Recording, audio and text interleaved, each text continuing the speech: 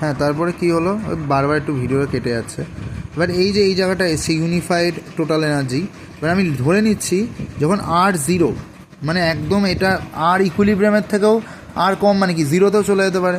তো যখন আর জিরো হয়ে যাবে, একদম দুজনের মধ্যে ডিস্টেন্সই নেই, তখন এদের মানে এটাকে একটা এন্টিটি ভাবতে পারি ম্যাথামেটিক্যাল, দুটো অ্যাটমকে একটা। তো তখন তাদের এই ইউকে আমরা মানে ওদের অ্যাভারেজ কাইনেটিক এনার্জি জিরো ধরছি, ঠিক আছে? তাহলে -3r², মানে আর জিরোতে অ্যাভারেজ কাইনেটিক এনার্জি, ঠিক আছে? ঠিক একেবারে পোটেনশিয়াল এনার্জি আমরা জানি 2u + r/dr হয়, কোয়ান্টাম ভিরিয়ান থিওরেমে অনুযায়ী।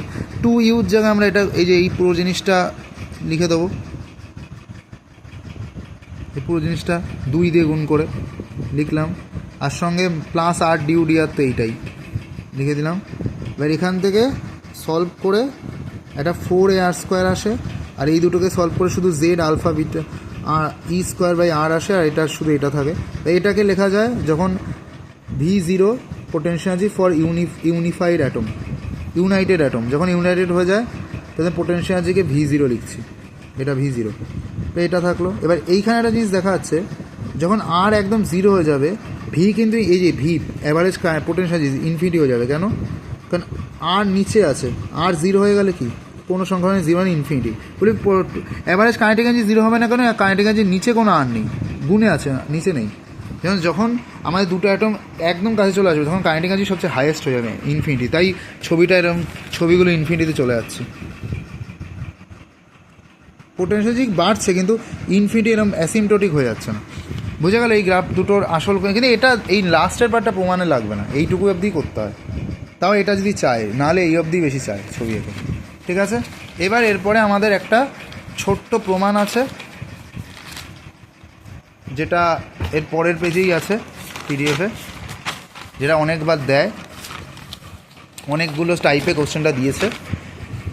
এই সেম আমাদের যে গ্রাফটা হলো, তাতে যে অ্যাভারেজ কাইনেটিক এনার্জি আছে, ওটাকে আমরা ম্যাথামেটিক্যালি বা কোয়ান্টাম মেকানিক্যাল, আমরা এতক্ষণ যেটা এক্সপ্লেন করলাম যে গ্রাফটা ওরকম কেন হয় অ্যাভারেজ কাইনেটিক এনার্জি, ঠিক আছে, শুধু কাইনেটিক এনার্জির কথা বলছি, সেটা আমরা কোয়ান্টাম মেকানিক্যাল ভিরিয়াল থিওরেম বা কোয়ান্টাম মেকানিক্স দিয়ে করলাম। কিন্তু ওটাকে ফিজিক্যাল অ্যাসপেক্ট দিয়ে কীভাবে করা যায়, বা ওটাকে ফিজিক্যাল ভিউতে কীভাবে করা যায়, বা ওটাকে মানে হ্যামিল্টনিয়ান দিয়ে কীভাবে করা যায়, সেটাই।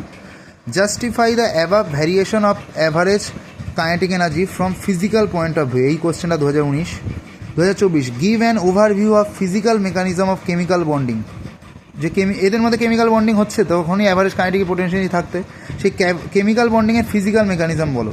2022। From the above discussion point out the, মানে এই ছবি এঁকে, the importance of consideration of kinetic energy of electrons in chemical bonding, chemical বন্ডিংয়ে kinetic energy, average kinetic energy বা ইলেকট্রনিক কাইনেটিক এনার্জি কী consideration. 2021। Considering the role of electronic kinetic energy, it is possible to explain the formation of a covalent bond in a diatomic. এটা দেখি covalent bond ডায়াটমিকে explain করা যায়, সব একই answer, সব।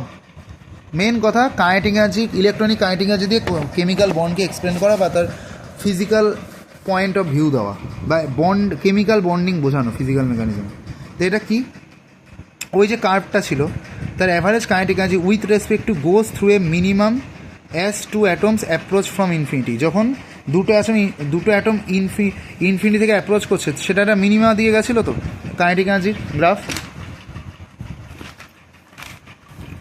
এই যে কাইনেটিক এনার্জির গ্রাফ একটা মিনিমা দিয়ে গেছিলো, এই যে মিনিমা, ঠিক আছে?